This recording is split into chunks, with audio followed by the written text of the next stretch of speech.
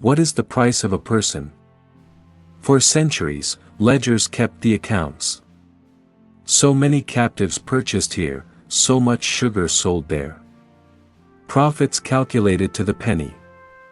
But some balances, the deepest, most transformative ones, were never written down. They were etched into the very foundations of nations. This isn't just a story of guilt. It's a story of capital. Of how the forced labor of millions built industries, funded empires, and shaped the modern economic world in ways that still echo today. We're going to follow the money. From the auction blocks of Charleston to the trading houses of London, from the plantations of Brazil to the factories of Manchester. And we'll ask a provocative, unsettling question: which countries benefited the most from slavery? The answers might surprise you.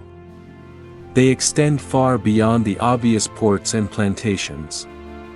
Let's start with the most direct beneficiaries, the colonial powers at the heart of the Atlantic slave trade.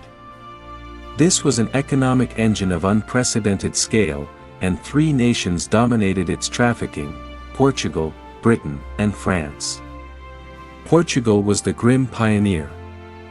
In the 1440s, they inaugurated the transatlantic trade. Their true prize was Brazil. For over 300 years, they imported an estimated 4 to 5 million Africans, nearly 40% of the entire trade.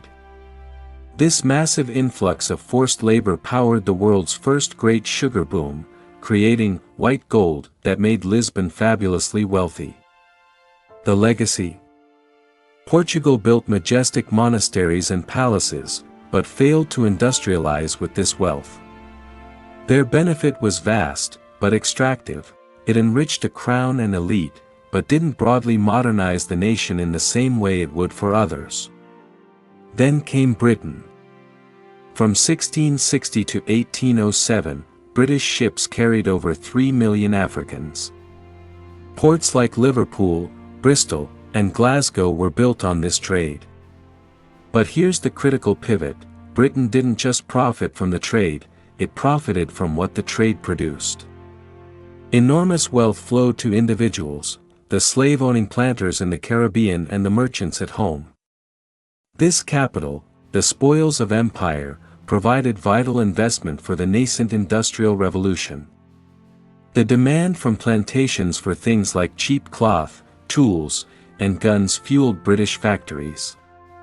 And the raw material, especially cotton after 1790, would become the rocket fuel for its rise. France's story is one of colossal profit and catastrophic loss. Their colony, Saint-Domingue, modern Haiti, was the jewel of the Atlantic. In the 1780s, it produced 40% of Europe's sugar and 60% of its coffee. It was arguably the single most profitable piece of real estate in the world. This wealth bankrolled the French monarchy, built ports like Nantes and Bordeaux, and funded a lavish aristocracy whose disconnect from this brutal source helped spark the French Revolution. But France's benefit was cut short by the Haitian Revolution, where the enslaved population seized that wealth back, delivering a mortal blow to France's colonial economy. But to stop here is to miss the profound, hidden truth. Slavery wasn't an isolated evil, it was integrated into the very fabric of the emerging global economy. The benefits cascaded outwards, creating indirect winners. The United States presents the most complex case. The South was, undeniably, a direct beneficiary. By 1860, the enslaved population was worth more than all the railroads and factories in the nation combined. Cotton, King Cotton, was America's primary export, financed by slavery. But the North also profited immensely, indirectly. Northern merchants financed the cotton trade, insured the plantations and ships, and transported the crop. Most crucially, slave-picked cotton fed the textile mills of New England, powering the North's own industrial takeoff. Furthermore, the taxes on slave-produced commodities funded the federal government. Slavery's wealth built iconic institutions, universities, banks, libraries, in both the North and South. The economic benefit was national. Smaller maritime powers carved out their niches. The Dutch, through the Dutch West India Company, were early leaders, transporting about 500,000 Africans and pioneering brutal plantation systems. Their financial innovation, the Joint Stock Company, was literally tested in the slave trade.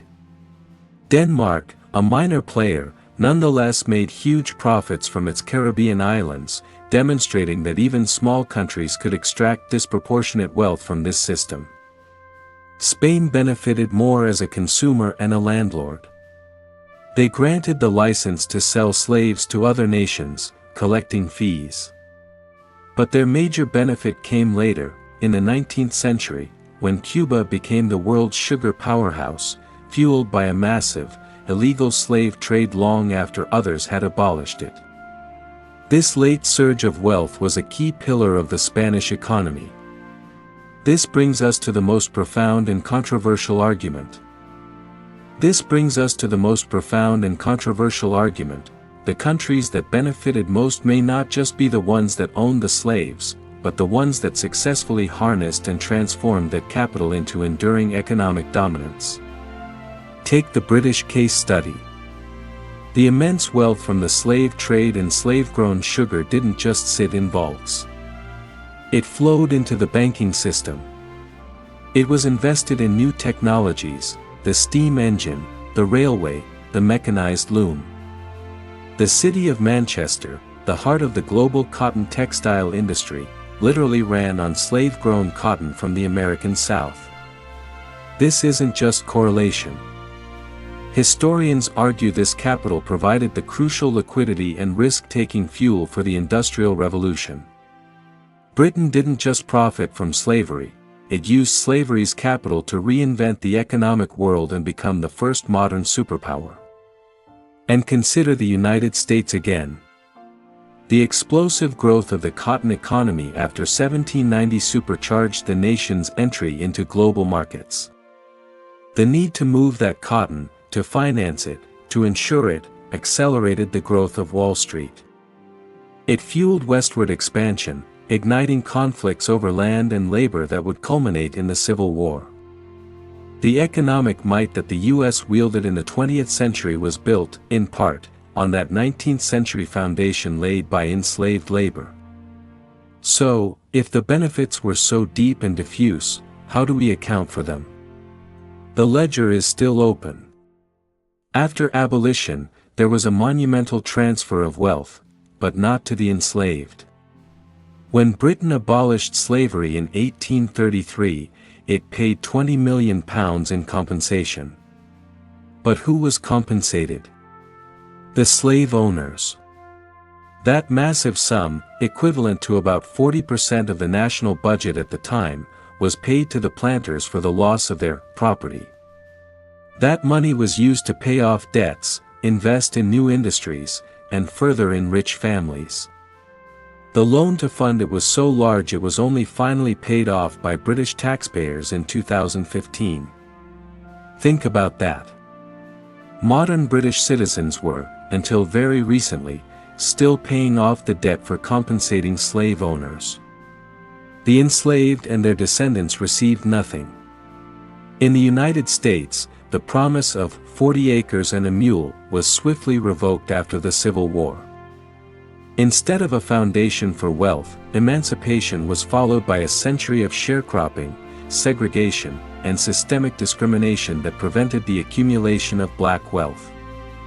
The racial wealth gap we see today is a direct, quantifiable legacy of that unequal starting line and the centuries of extraction that preceded it. So, who benefited most? In raw, extractive scale, Portugal and Brazil. In transformative, industrializing capital, Britain and the northern United States. In concentrated, explosive profit, pre-revolutionary France. But the story doesn't end with a simple ranking. Because the benefit wasn't just in coins counted long ago. It was in the head start. It was in the infrastructure built, the institutions founded, the political power amassed, and the generational wealth secured while others were deliberately impoverished and excluded. Following the money leads us to an uncomfortable conclusion. The countries that benefited most from slavery are, in many ways, the wealthy, industrialized nations of the global north that shaped the modern economic system. They converted human suffering into capital, and that capital into enduring structural advantage.